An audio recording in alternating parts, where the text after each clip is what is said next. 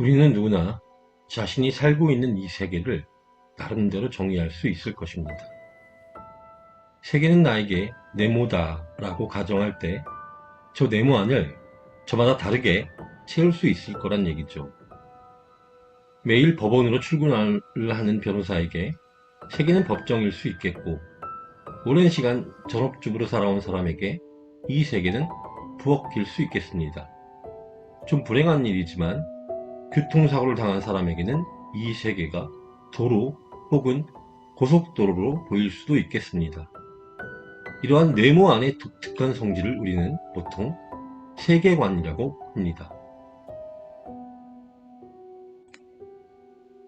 문학이 장문과 변별되는 지점은 그 문장 안에 하나의 세계가 있는지 여부일 것입니다.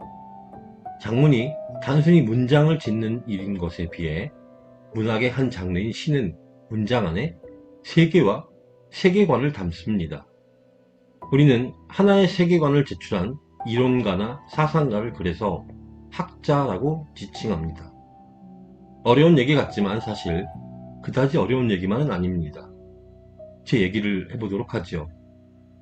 19살 때부터 병원 출입이 잦았던 저는 어느 순간 이 세계는 거대한 병원이 아닐까 혼자 생각하기 시작했습니다.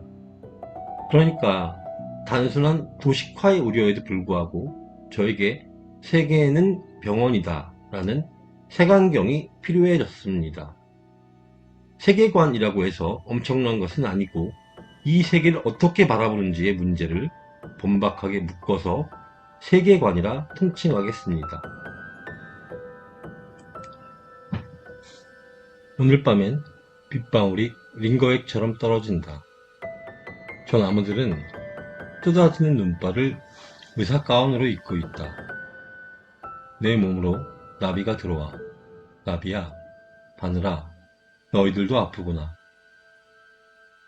이런 문장들이 바로 세계는 병원이다 라는 세계관을 입고 쓴 것들입니다.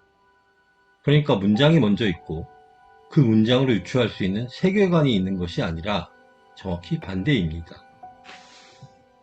세계는 이미 거대한 병동이니까 빗방울은 링거액처럼 내릴 수 있겠고, 눈발을 뒤집어 쓴 나무들은 가운을 입은 의사처럼 보일 수 있겠습니다. 나비는 나비 바늘과 같은 말이어서 그것들은 내 몸으로 자꾸만 들어옵니다. 들어와서 같이 아픕니다. 조금 더 써볼까요? 자낙스처럼 내리는 눈발. 자낙스는 신경안정제, 즉 항불안제의 일종입니다. 아픈 내가 눈을 맞으면 내리는 눈조차 신경안정제의 일종인 자낙스처럼 느낄 수 있겠지요. 내가 이렇게 쓴다면 이 표현은 누군가에게로 가서 낯선 표현이 됩니다. 이때 전달되는 것은 단순히 문장뿐만 아니라 나의 세계관입니다.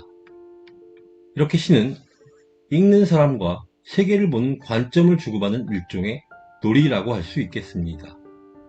시를 쓸 때도 마찬가지이지만 시를 읽을 때 우리는 이 사람은 세계를 이렇게 보는구나, 바로 그 지점에서 소위 프로 시인과 아마추어는 차이가 난다고 할 수 있겠습니다.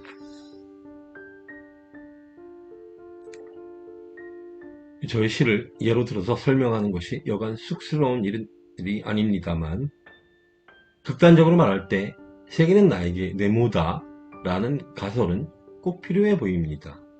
사실 시를 읽는 일은 그 시인의 네모 부분을 찾기 위한 일이고, 시를 쓰는 일 또한 나의 네모 부분을 찾아가는 긴 여정이라고 해도 과언은 아닐 것입니다. 이런 가설을 세워보도록 하지요. 세계는 나에게 PC방이다 라는 가설. 이런 문장들이 가능해질 것입니다. 이 컴퓨터에서 저 컴퓨터로 옮겨 다니며 밤을 새웠다.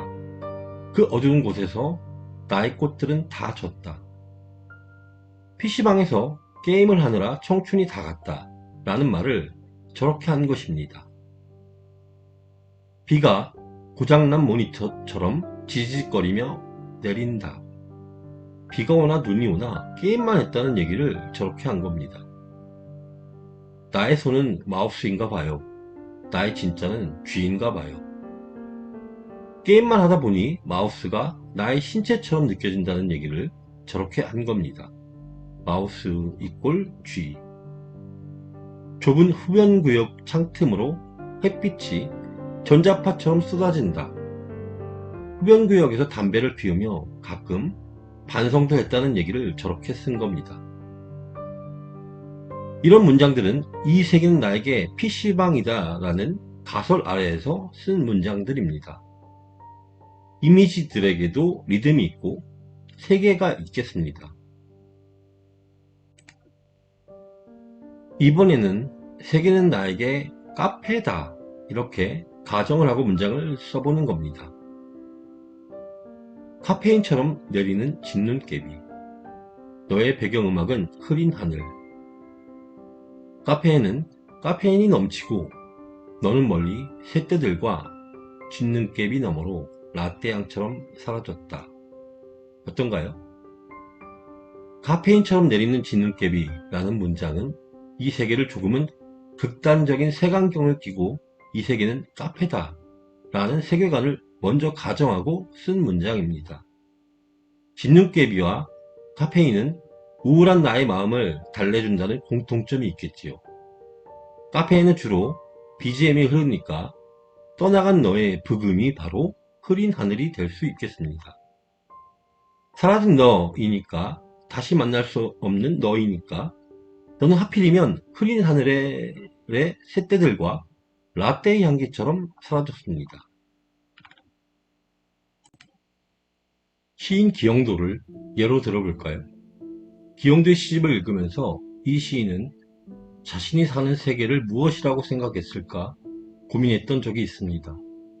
당연히 정답은 없겠지만 제가 보기에 시인 기영도는 자신이 살던 세계를 거대한 하나의 시장 노트 혹은 대학 노트로 생각하면서 살았던 것 같습니다.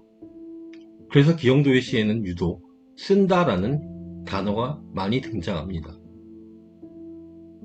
내 희망을 감시해온 불안의 짐짝들에게 나는 쓴다. 정거장에서 사색을 하는 일을 시인은 쓴다란 행위로 바꿉니다. 사랑을 잃고 나는 쓰네. 시인을 위로하는 일은 오로지 쓰는 일로 보입니다. 그래서 시인은 계속 쓴다라는 동사를 유난히 많이 씁니다. 먼지투성이의 푸른 종이. 시인 기영도의 시 제목입니다. 이때 이 푸른 종이는 자신이 살아온 내력, 즉 옛 시장 노트로 보입니다. 반대로 생각해보면 기영도는 이 세계를 하나의 습작 노트 혹은 대학 노트로 생각하고 쓰면서 짧은 생애를 살다 간 것은 아닐까 싶습니다. 이렇게 생각하고 기영도의 시들을 다시 읽어보면 정말 재밌습니다. 새롭게 읽힙니다.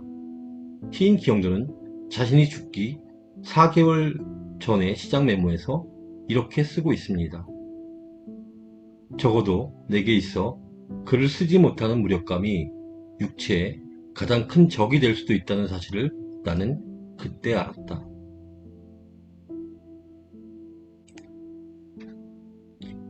비유를 어떻게 써야 할지 고민하시는 분들, 그리고 왜 나의 문장은 이렇게 맥락이 없고 평범할까 고민하시는 분들, 세계는 나에게 네모다.